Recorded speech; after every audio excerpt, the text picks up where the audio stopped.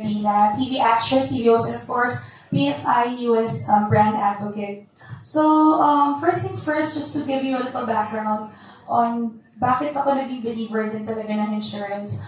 At a very young age, my mom was diagnosed with breast cancer and she fought cancer for 10 years. So, doon namin nakita magkakapatid on how important it is, to secure long-term financial goals, to secure your future. So, doon nag-start when I came across PFI. So, the first product that I acquired actually was the Health Lux.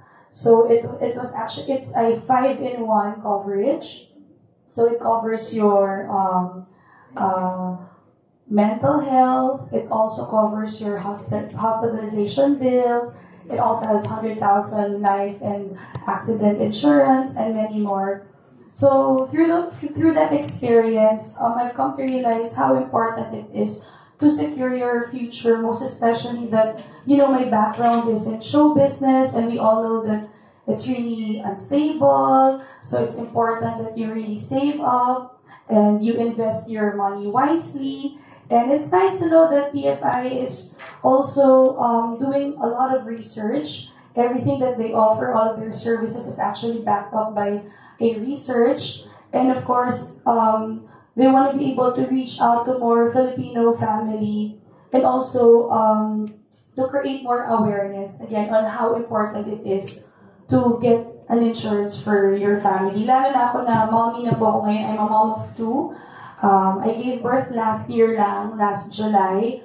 So, yung pag-secure mo sa family mo, importante yun, lalo na sa mga mommy vloggers. We know how important it is. Kasi nga, syempre, gusto mo ng something na may mapapass on ka din dun sa mga anak mo. So, dun ko na unang na-realize na grabe important pala talaga yung insurance. Kasi even up to this day, we enjoy, the benefits dun sa nangyari kay mommy, sa mga insurance na kinuha ni mommy. So, dun ko nakita na grabe, kailangan ko pa talaga mag-invest.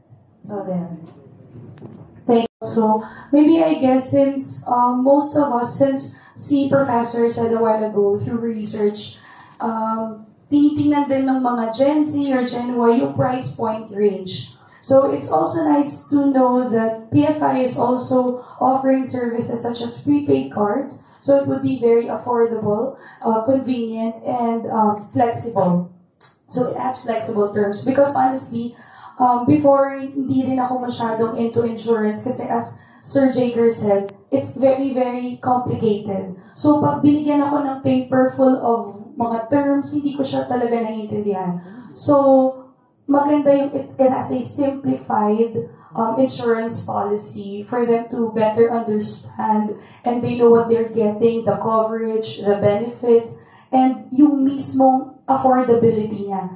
Yun yung pinaka-maganda dun sa in-offer ng PFI na pwede natin i-share sa mga Gen Z natin. And yun nga, based from research also, 78% of young Filipino people they want to secure yung health protection. They want to provide health protection for their families more than investment growths. So for me, as brand advocate, maybe I could use my influence and voice and of course platform to create more awareness and to maybe propagate positive preparedness information about setting financial goals and securing yourself with this kind of protection and insurance policy.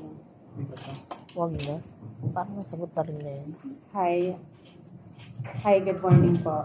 The COVID-19 pandemic taught us a lot of lessons and maybe yun talaga yung pinaka-eye-opener sa ating lahat that, in times of uncertainties or unexpected events in our lives, it's important that we always have a fallback, backup plan.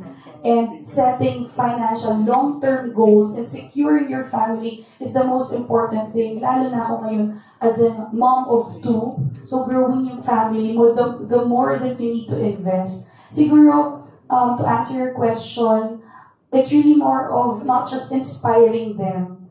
It's more of creating awareness and creating financial literacy, I guess, or creating awareness din talaga, ano ba yung mga benefits that they can get from insurance. Kasi yung iba, yun po yung hindi nila naiintindihan. Yung importance of securing your future. So there. Thank you.